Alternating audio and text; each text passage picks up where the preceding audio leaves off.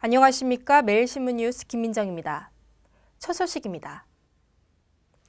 국회는 어제 본회의를 열고 북한의 제3차 핵실험을 규탄하는 결의안을 채택했습니다. 국회가 어제 북한 핵실험을 규탄하는 결의안을 채택했습니다.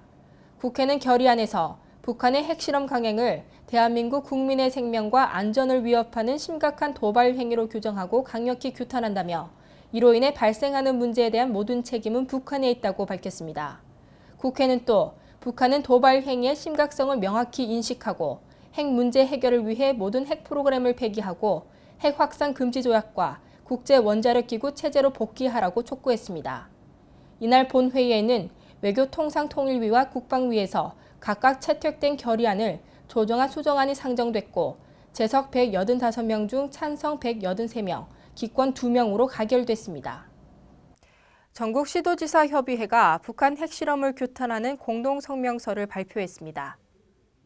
전국 시도지사 협의회가 북한 핵실험을 규탄하는 성명서를 발표했습니다. 협의회는 성명에서 북한의 핵실험은 동북아 지역의 평화와 국민의 안전을 심각하게 위협하는 용납할 수 없는 일이라며 각종 남북 교류 사업과 남북 간 신뢰 관계를 바탕으로 진행된 모든 노력이 허사가 될 것임을 경고했습니다. 또 정부는 국제사회와 긴밀한 공조를 통해 한반도 평화 체제 구축을 위한 적극적이고 진지하게 대응할 것을 촉구했습니다. 이날 협의회는 정부의 대북 방침과 한반도 신뢰 프로세스 구축에 적극 동참할 것을 다짐했습니다. 대구의 명소인 팔공산 갓바위 등산로가 새롭게 단장됩니다. 대구시는 이달 중순부터 7월 말까지 관함사에서 갓바위 정상까지 쉼터 5곳을 확장하고 목재데크 설치와 돌계단 정비 등 경관 개선 공사를 실시합니다.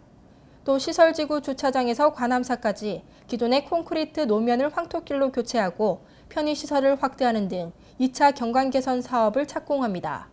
당분간 관함사에서 관봉까지 주 탐방로는 폐쇄되고 관함산 동편에서 광봉까지 우회 등산로가 마련됩니다. 우리나라 무역 흑자가 12개월 만에 가장 적은 것으로 나타났습니다.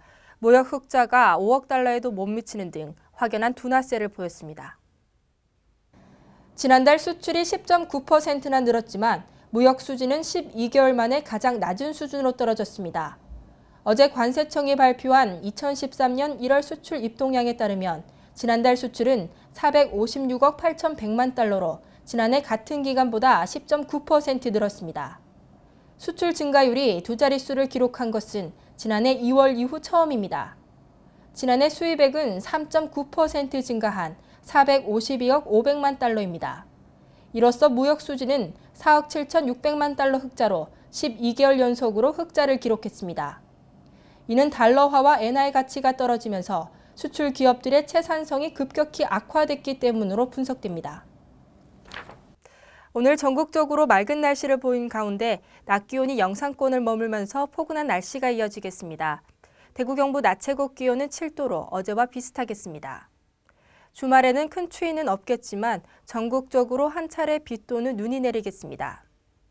이상으로 2월 15일 매일신문 뉴스를 마치겠습니다. 시청해주신 여러분 감사합니다.